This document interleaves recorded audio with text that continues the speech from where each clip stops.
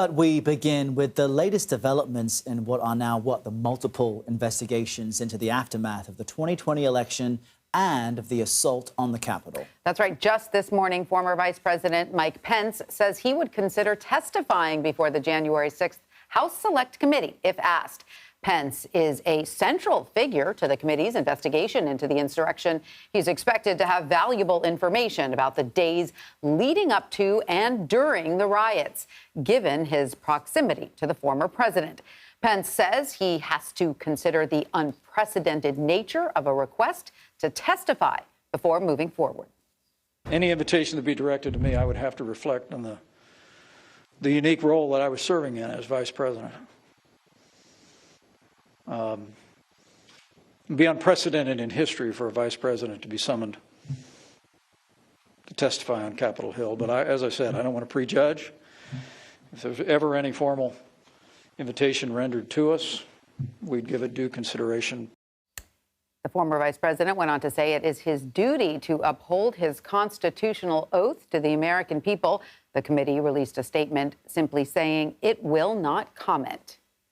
And what's stunning, Tanya, is that all of this comes as former Trump lawyer Rudy Giuliani is appearing before a special grand jury in Georgia. That's right. His testimony is part of a criminal investigation into efforts to overturn the 2020 presidential election.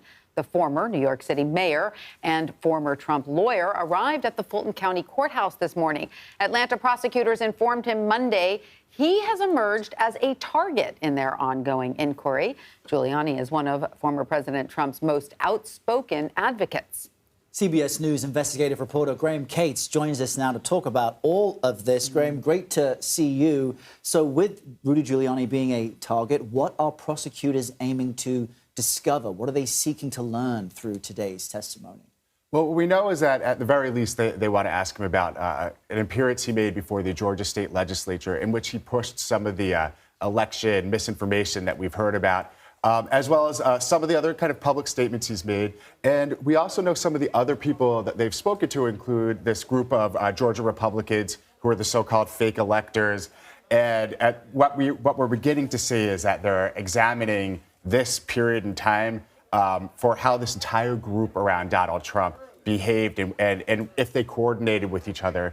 So this thing started with that famous phone call that Donald Trump made to the Secretary of State of Georgia asking for 11,000 votes. But now it's branched out to pretty much all the people who were working with him at the time, allegedly to undermine the election.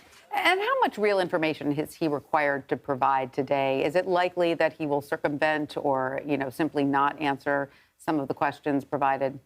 He's in a really tough spot because now that he's been identified as a target of the investigation, that means that everything he says, right, can be used against him. But the very same people who are questioning him, this special grand jury, are the people who are going to make these judgments about him, about whether he's more than just a target. He's someone they should recommend charges against. So not answering their questions also puts him in a tough spot, too.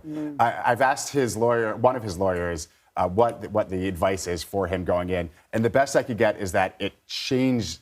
Once he became a target, the advice they gave him changed. And that even as recently as yesterday, they were still trying to game out how he should approach this hearing. Interesting. Viewers watching closely to their screens now will see our Chief National Affairs and Justice Correspondent Jeff Pegues right next to Rudy Giuliani.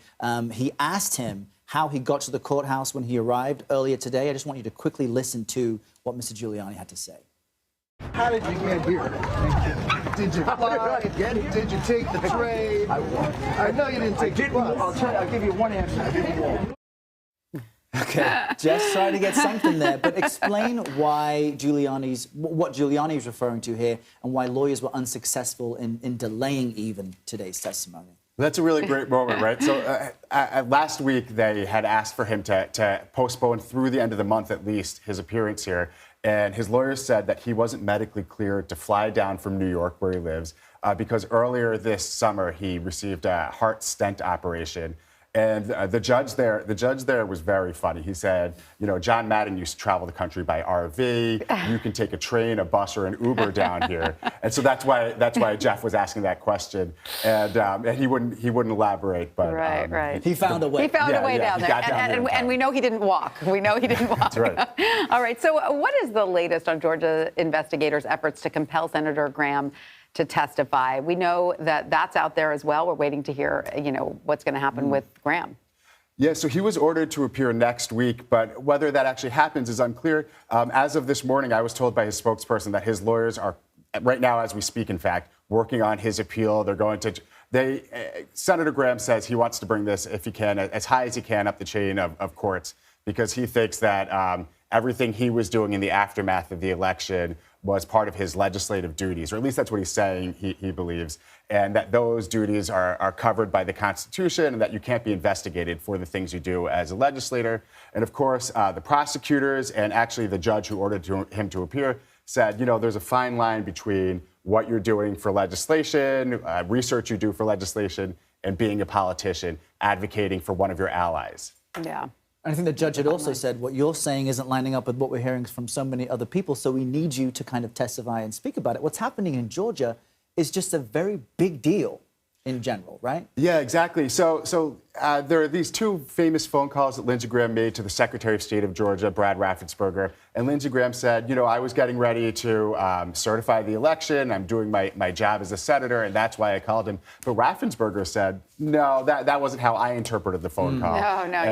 And the grand jurors want to kind of get to the heart of that. As they should. All right. Graham Cates, thank you so much for joining us on set. We appreciate it. Thank you.